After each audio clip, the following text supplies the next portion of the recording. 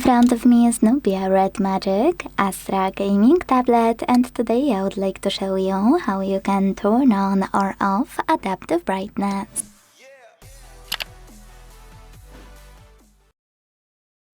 First of all, you can turn on or off auto brightness by going into Tab menu.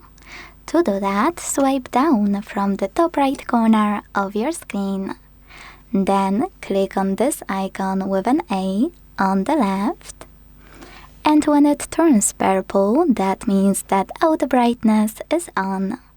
To switch it off, tap on the same one until it's gray.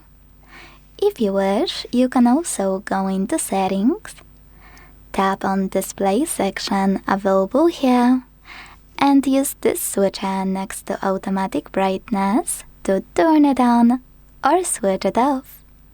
Thanks so much for watching. If you enjoyed this video, leave a like, comment, and subscribe. Bye!